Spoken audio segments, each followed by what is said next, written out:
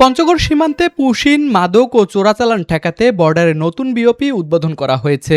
আজ বৃহস্পতিবার দুপুরে পঞ্চগড় সদর উপজেলার মাধুপাড়া বিওপিতে পতাকা উত্তোলনের মাধ্যমে বিওপিটির উদ্বোধন করেন বিজিবির উত্তর পশ্চিম রিজিয়নের region commander brigadier general ASM Naser. সীমান্তে বিওপির মধ্যবর্তী দূরত্ব বেশি হওয়ায় নজরদারি জোরদার ও সীমান্ত অপরাধ প্রতিরোধে নতুন এই বিওপি স্থাপন করা হয়েছে। এই বিওপি চালুর ফলে সীমান্তে টহল ও নজরদারি আরও বাড়বে। এতে পুশিন, মাদক ও চোরাচালান প্রতিরোধের পাশাপাশি সীমান্ত নিরাপত্তা আরও জোরদার হবে বলে জানিয়েছে বিজিবি।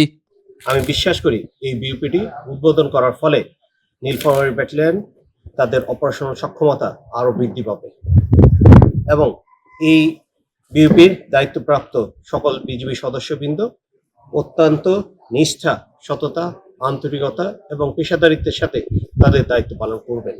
কার্যকর নজরদারি, মানব পাচার, মাদক পাচার এবং চোরাচালান প্রতিরোধে এই বিওপিটি অত্যন্ত কার্যকরভাবে দায়িত্ব পালন করতে পারবে। অনুষ্ঠানে বিজিবির ঠাকুরগাঁও সেক্টরের কমান্ডার কর্নেল মোহাম্মদ সুরুজ মিয়া, নীলফামারী 56 বিজিবির অধিনায়ক লেফটেন্যান্ট কর্নেল তাইফুর হাসান মাহমুদ সহ বিজিবির ঊর্ধ্বতন কর্মকর্তারা উপস্থিত ছিলেন। পঞ্চগড় প্রতিনিধির পাঠানো তথ্য ও চিত্রে ডেস্ক রিপোর্ট, আরসিটিভি।